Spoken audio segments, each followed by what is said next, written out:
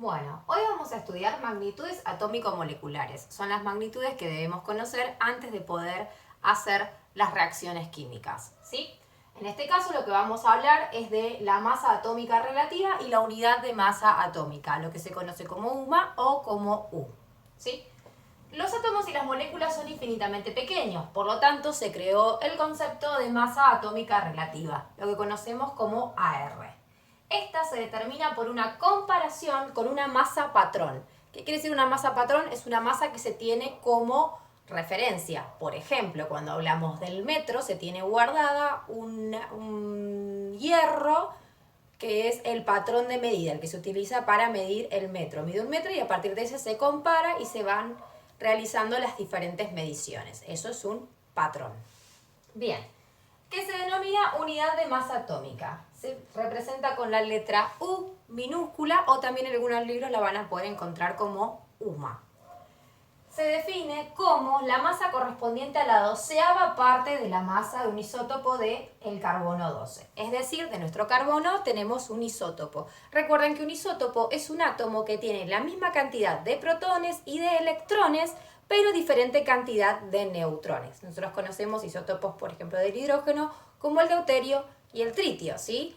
El deuterio tiene, en este caso, un neutrón más, por lo tanto se representa con el 2, y el tritio tiene dos neutrones más y es con el 3, ¿sí? Es hidrógeno medio hidrógeno 1, va a ser hidrógeno 2 o hidrógeno 3.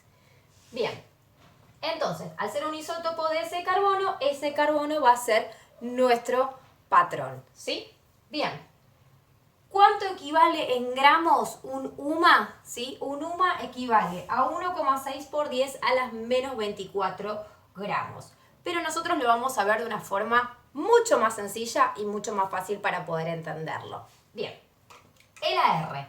El AR es un número que indica cuántas veces es mayor la masa de un átomo que un U o un UMA, una unidad de masa atómica, ¿sí?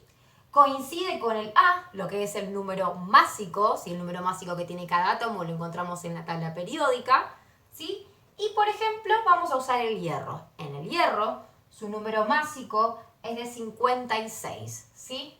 Entonces, yo puedo decir que la R del hierro es 56 UMA, o también lo puedo expresar como 56 gramos por mol de átomos de hierro, ¿sí? Más adelante vamos a ver lo que es un mol.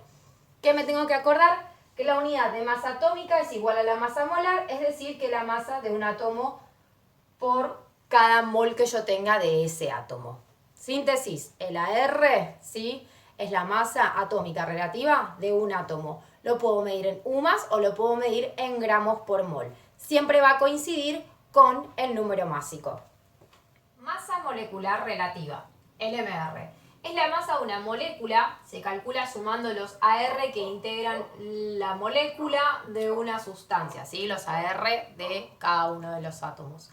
En este caso nos va a pedir, por ejemplo, que calculemos el MR del agua, por lo tanto yo voy a buscar el AR de cada uno de los elementos que la componen, es decir, del hidrógeno y del oxígeno. ¿Dónde los voy a buscar? En la tabla periódica. Recuerden que lo vamos a expresar momentáneamente en UMAS, ¿sí? Para luego poder ver lo que son las composiciones molares, ¿sí?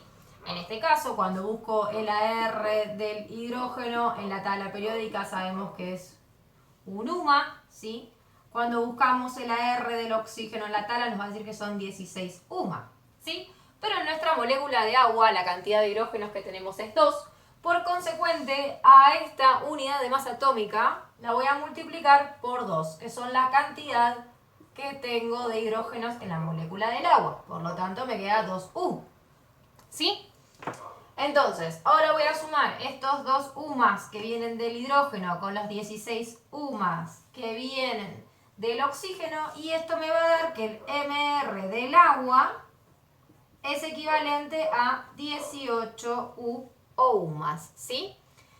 Estas unidades, las UMA, coinciden también con las masas molares, es decir, que la masa molecular va a coincidir con la masa molar, que es la masa de un mol de moléculas, ¿sí? Igual, como les dije, a posterior va a venir el concepto de mol para que lo puedan entender mejor y cerrar la idea, ¿sí? Entonces, yo puedo expresar este MR como 18 U más, o también lo puedo expresar como 18 gramos por mol de moléculas.